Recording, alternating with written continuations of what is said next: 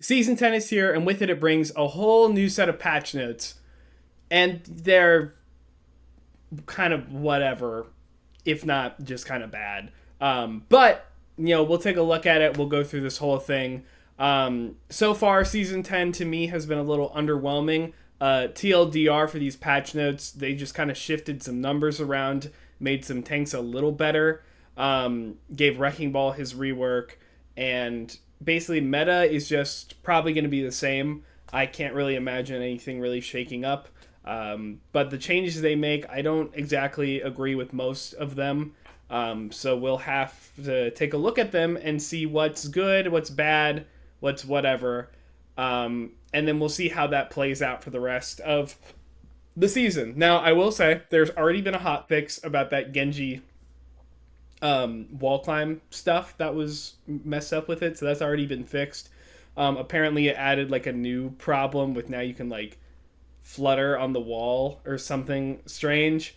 So I'm sure that will be fixed again. And then, of course, I don't think this will be a hot fix, but Blizzard seriously need to do something about wide groups. Well, actually, multiple things. One, wide groups at the high level where games can literally not be found if you're in a group at all. That's a terrible problem. It doesn't even affect me, but just watching people not even be able to play the game because they want to play with a friend is completely opposite of what they wanted to do in the first place with this patch. And the people who are the most vocal, which are going to be your grandmaster players and streamers and all of that, they are having a terrible time and literally cannot queue with people that they used to queue with all the time.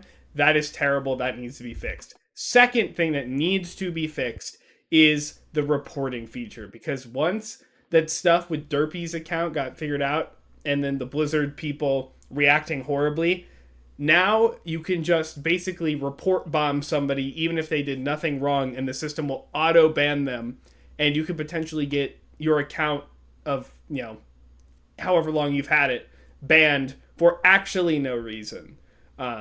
So they need to look into how that system works and potentially add a flag where if somebody is flagged that long, I think a temporary suspension, or like it just flags Blizzard to manually review the account. There should never ever be auto banning, I don't think. Every situation should be looked at, because that is ridiculous that somebody literally could not type in match chat for 2 years and then somebody just mass reports them and their account is banned. I feel like that's a terrible idea. There needs to be some kind of change to this system, and then we can look at the wider things about, like, now why is it not okay to swear? Why that is a problem, Blizzard. This is not something that's ever been a factor before, and apparently it has been the entire time.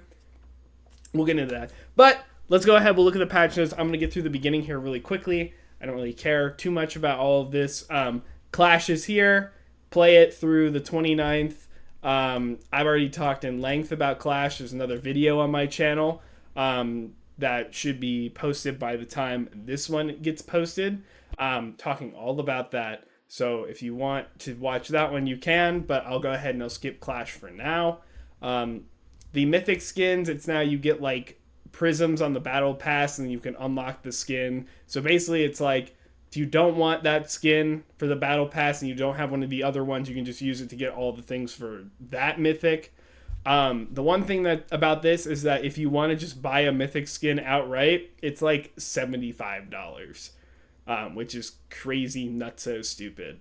But you have more freedom, I guess, to get the mythic skins or whatever. So, some changes to the weekly challenges. They got rid of a couple of them, and now there's less of them, but when you do a certain amount, you get extra XP. I think it comes out to the same amount of XP, but it's not as specific. It really just, you'll get it if you play games a lot. So don't worry about that. Endorsement changes, we're going to not cover this about a lot of their stuff. Streamer mode, cool, good for them. Apparently some people don't like it. The names are kind of silly. I don't think that matters, but let me see. Added progression badges for Venture. Cool. Obviously. Lever penalties are insane. I don't want to even touch the lever penalties right now. But probably way too much. I think levers should be punished regardless of the game mode that they play. Because you are committing to playing the game, and leaving is kind of selfish and diminishes the experience for everyone else. But getting bans after leaving 2 out of your last 20 games in quick play is a bit much. I don't know what's the good middle ground solution, but I think that in theory these are good. It's just way too harsh. Um, okay, apparently when at the end of seasons now your competitive, like if you're in role queue, it'll basically tell you you were a champion tank instead of just saying like champion player or whatever. So you get to be more specific, which is cool. Um, sure, whatever. Let me see here. I actually didn't read about this with the competitive progress. Each role rank card now displays the associated competitive role specific title. Role rank cards can now be selected to open the match history. Match history will be displayed for the following: map, game mode, whatever. Match history. So there's match history. Okay. Grouping restrictions. I'm just going to skip all of that. There's a lot going on there. Um, Rank information is about wide. Volatile has been renamed to demotion. Arrows displayed under the modifier have now changed to point from left to right instead of right to left. Okay, so it's just been renamed.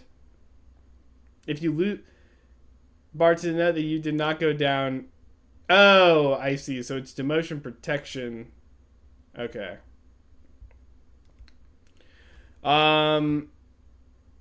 Victory and defeat have been added below the rank progress bar where modifiers are displayed. Okay.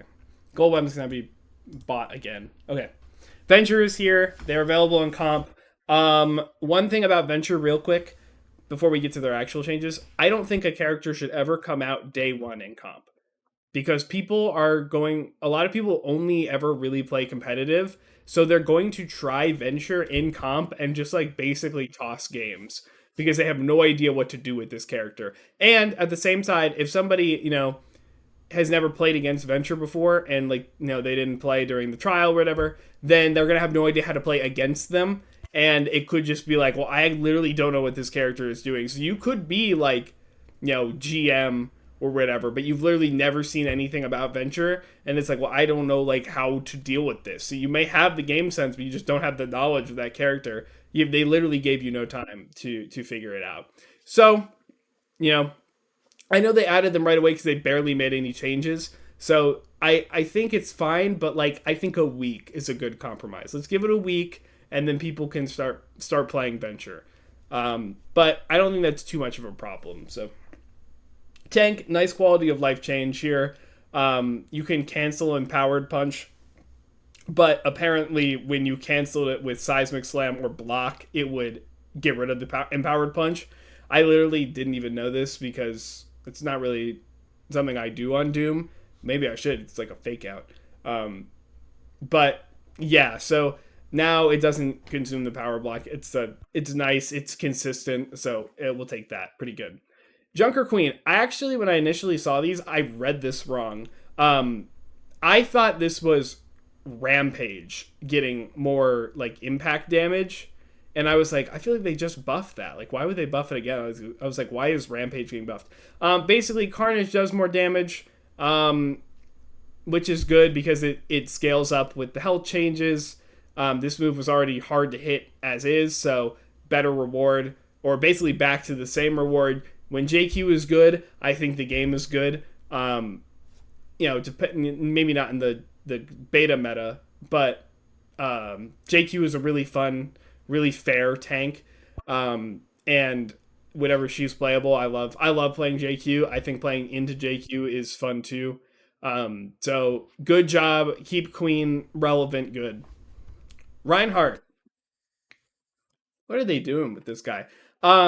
This doesn't do anything really. I mean, I don't know if this is a breakpoint of if he can get another swing in while they're on the ground, but Ryan is not made by Shatter. You know what I mean?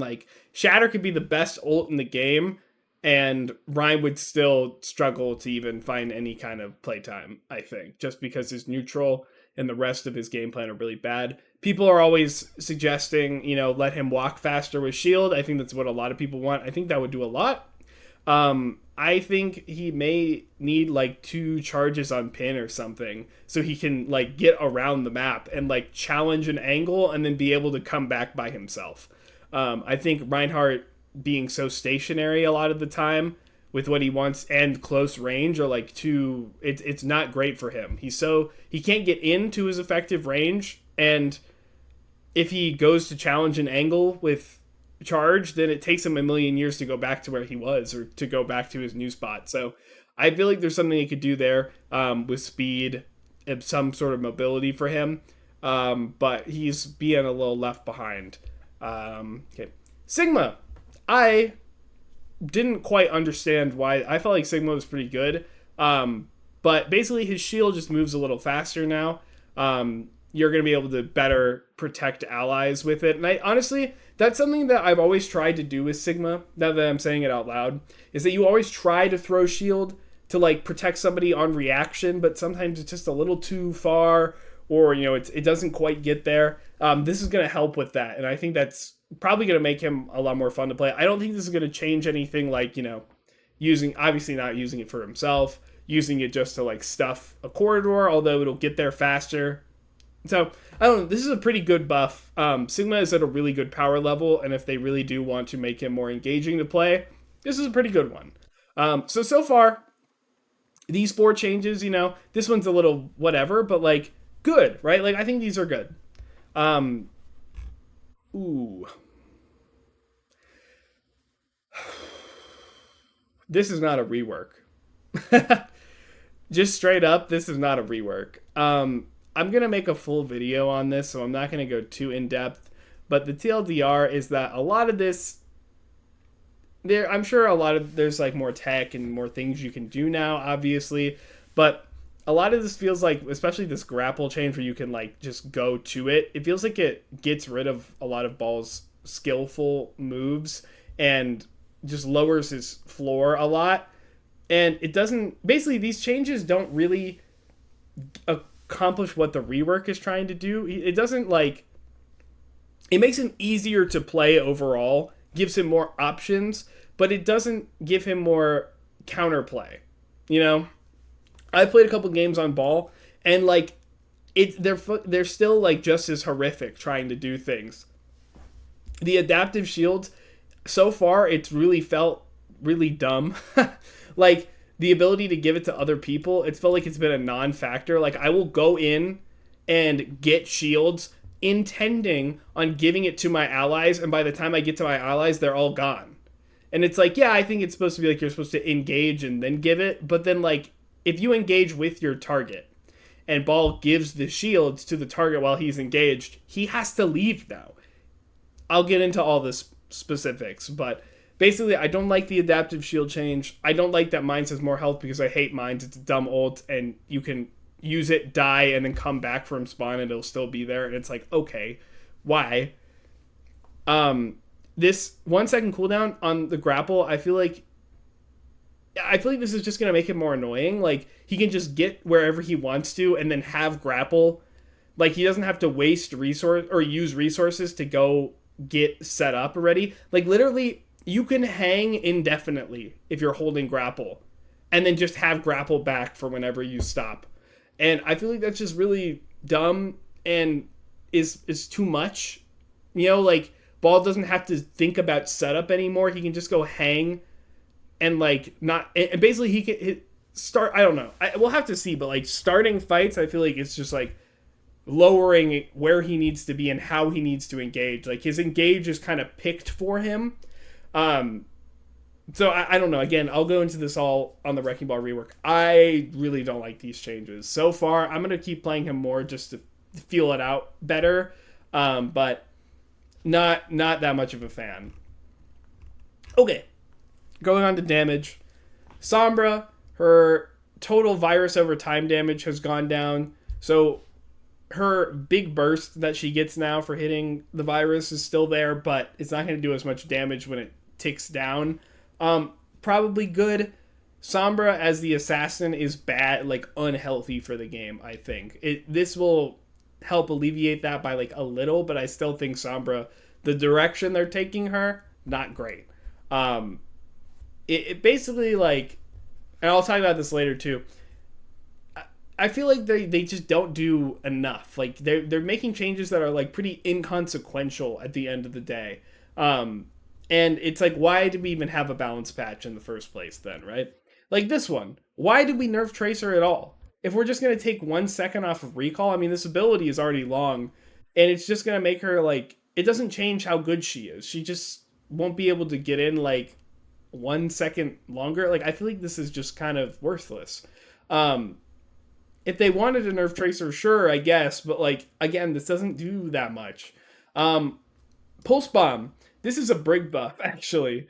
Um, it's harder to hit technically now as the Tracer, but the actual size of the Pulse Bomb is smaller, so hopefully it won't clip through the Brig shield anymore if she's holding it up and it blows up on her shield. That was a bad problem beforehand in this last patch.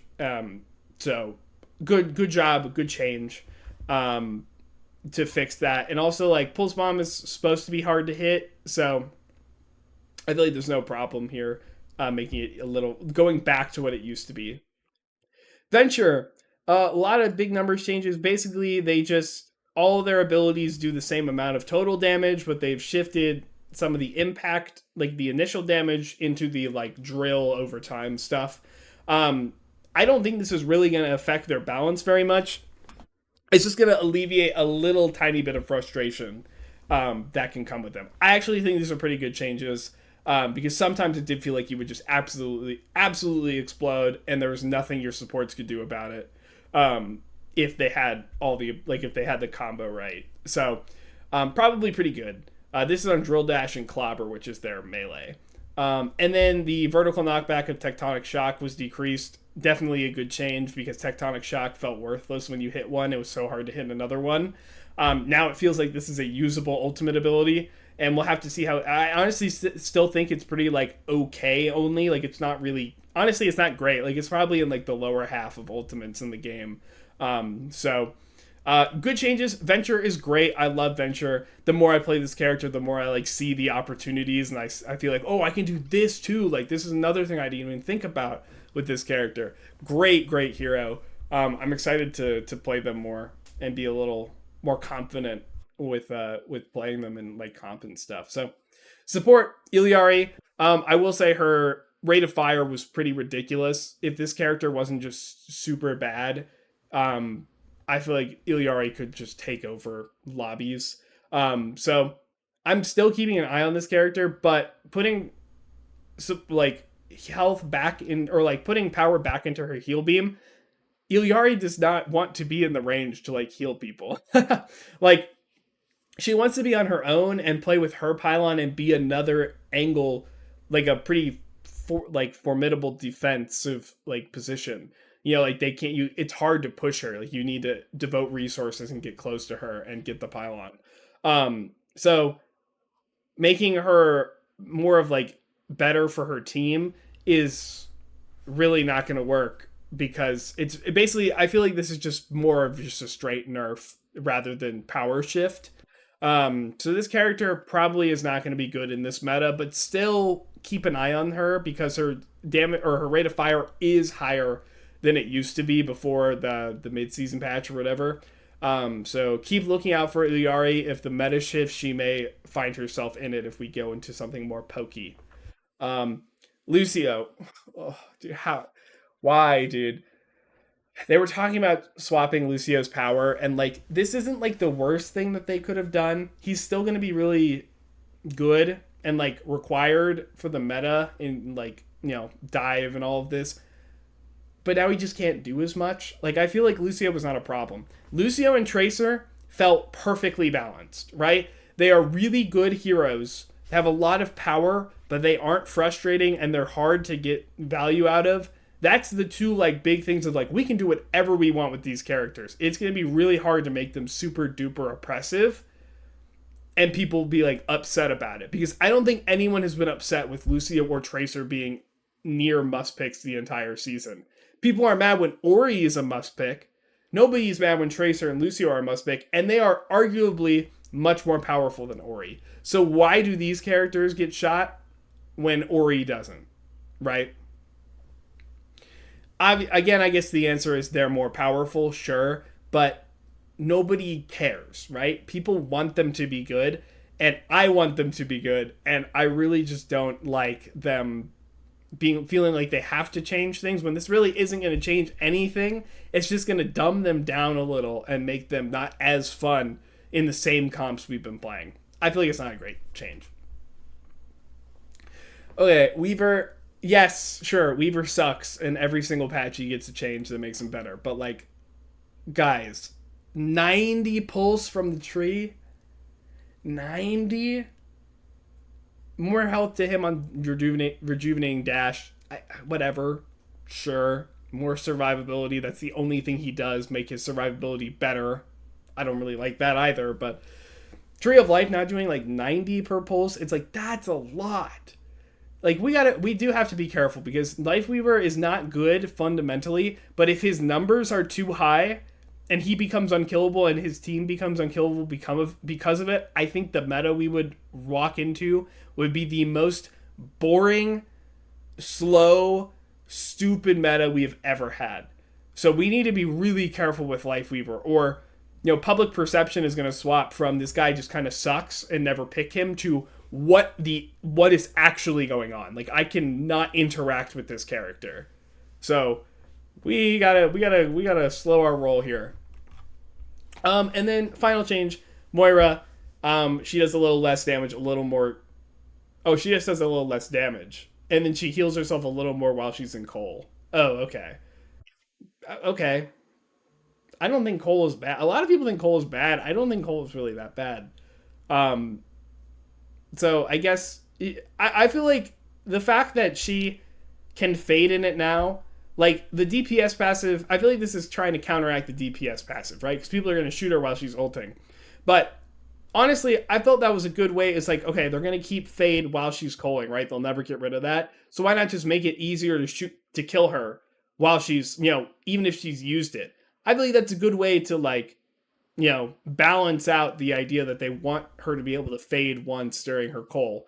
This to me just feels like they don't want her to die during call, and I feel like that's bad, right? I really don't agree with that. So, anyways, those are the balance changes. Again, nothing's really going to change. I don't think. We'll have to see, I guess. OWCS starts up this weekend. I doubt anyone's going to try a new stuff. Because nobody was really turbo buffed or turbo nerfed either way. So it's just kind of ask the question, why? Why?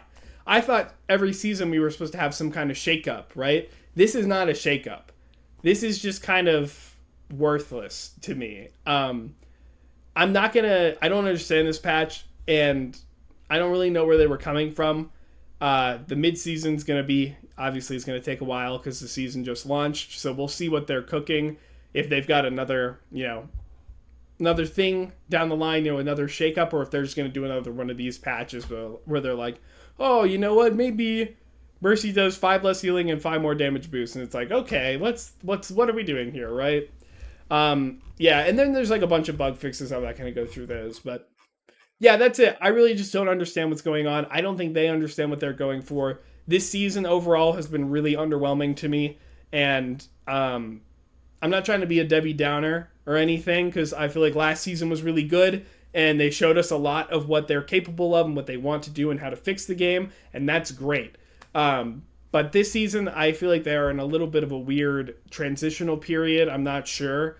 But yeah, I wanted to put my 2 cents out there. Meta is going to be pretty similar. Don't be surprised if it is. So, anyways, that's it. If you guys want to check out anything more, you can check out other stuff on my YouTube channel. My socials are all down below. If you want to do all that good YouTube stuff, like, comment, subscribe. I really appreciate it. It helps me out a lot. This was streamed live at twitch.tv/Lane Hemingway if you were interested in talking live and discussing with me. But if that's it, thank you. Have a good day.